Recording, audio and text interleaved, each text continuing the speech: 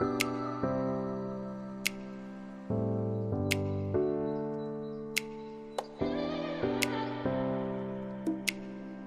the previous video, we learned about the term dipole moment. What is the meaning of dipole moment?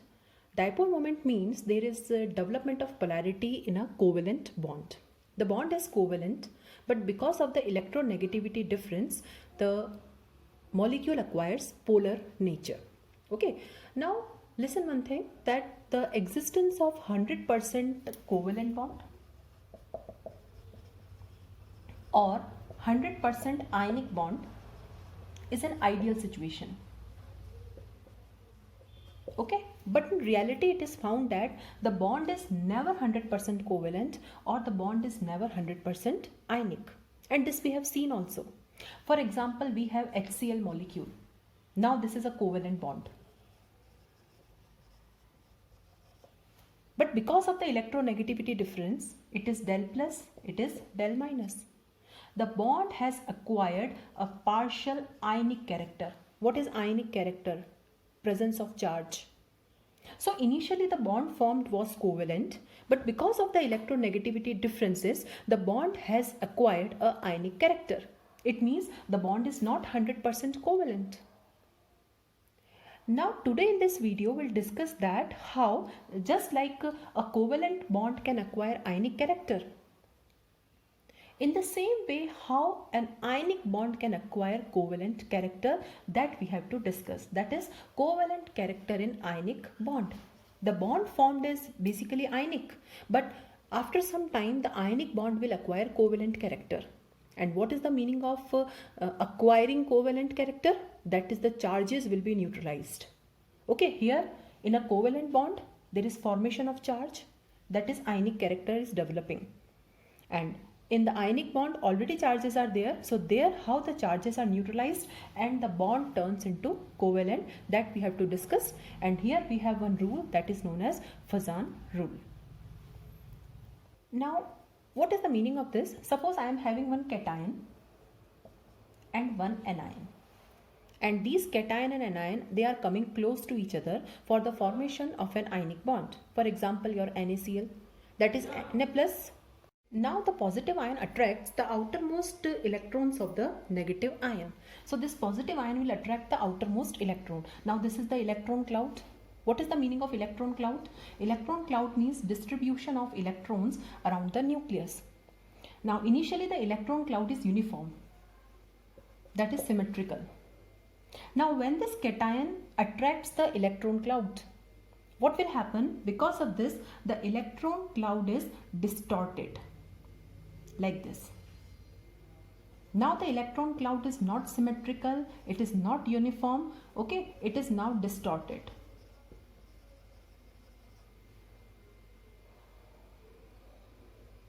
Okay, this distortion of electron cloud because of this cation is known as polarization of anion. Okay, anion is polarized. The electrons are now not uniformly distributed, and this ability of cation to do this is known as polarizability.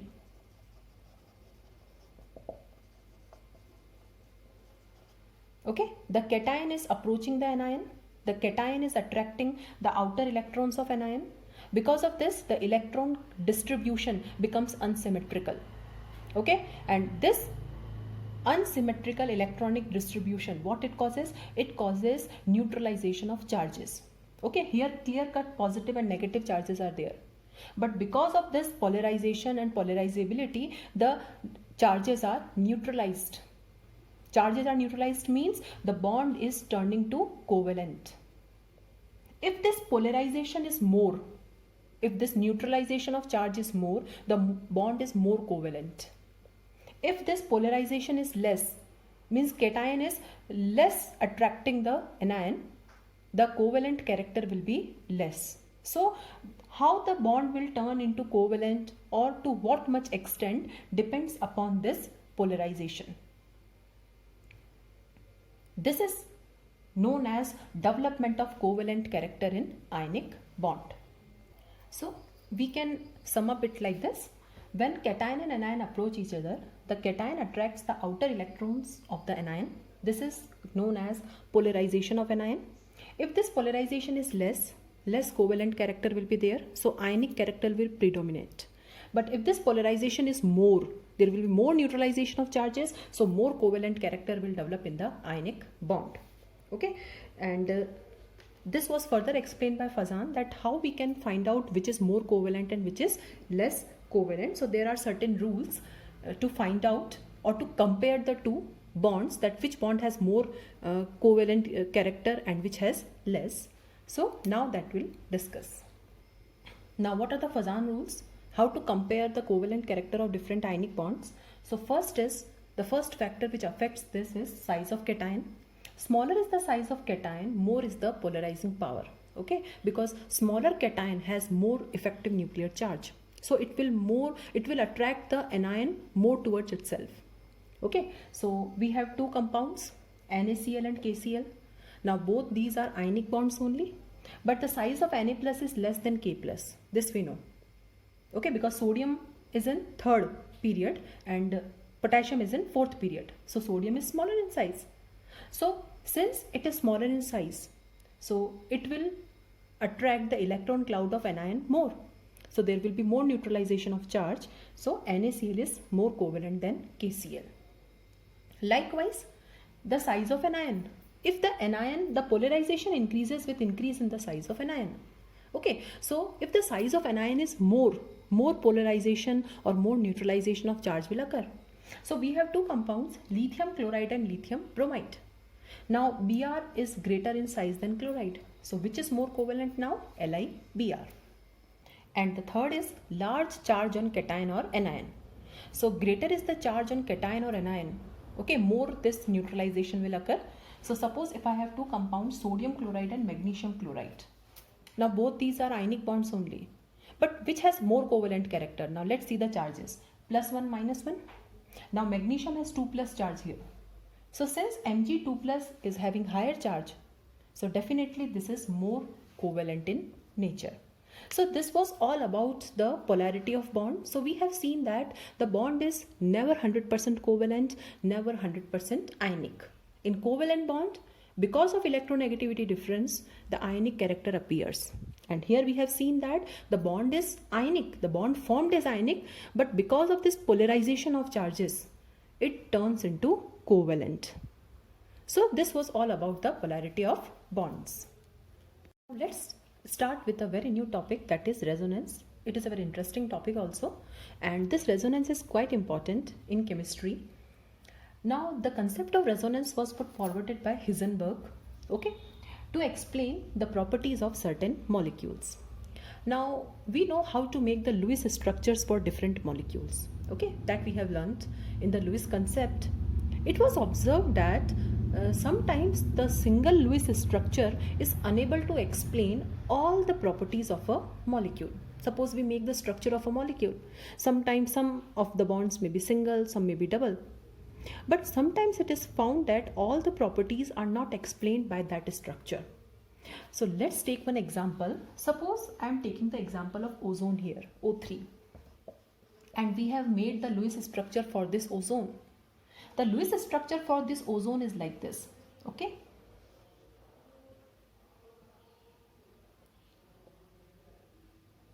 Okay? One bond is double, one bond is single, lone pairs also. Okay, now in ozone, if we make the Lewis structure, one bond is double. Now double can be this side also and this side also. Okay, so one bond is double and one bond is single, and we know that we can measure the bond lengths. So double bond length is 121 picometer and the single bond length is 148 picometer. If we measure it, definitely single bond is longer. Okay, so this is the Lewis structure for ozone. Now bond lengths we can measure with the help of X-rays. So when X-ray was passed through this ozone molecule, it was found that in ozone all the bond lengths are equal.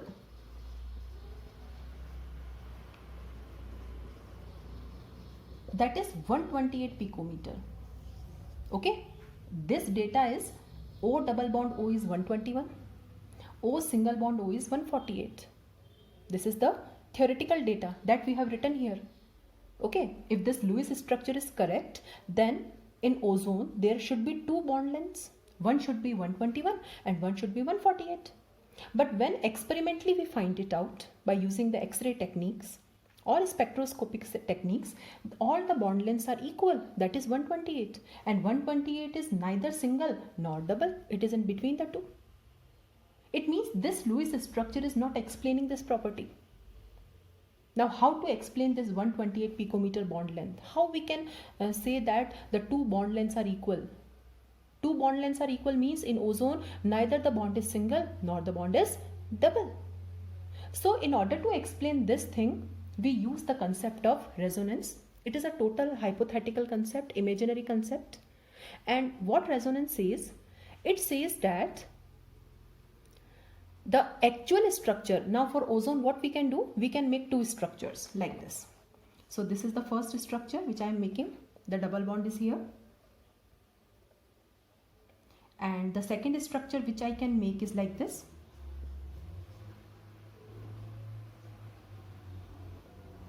Okay. So resonance says that we can represent ozone by two ways. The one structure is this. The second structure is this, by interchanging the position. The actual structure of ozone lies in between these two structures, and that actual structure is like this.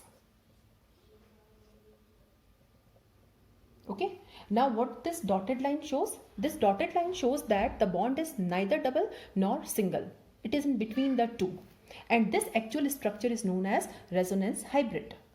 And since the bond is neither single nor double, so this bond length will be 128 and this bond length will be 128. So the structure of ozone is represented by three. This is the first structure, this is the second structure, and the actual structure is known as resonance hybrid. And these two are known as resonating structure. And resonating structures we can make only on paper. In reality, ozone is having a single structure only, that is this.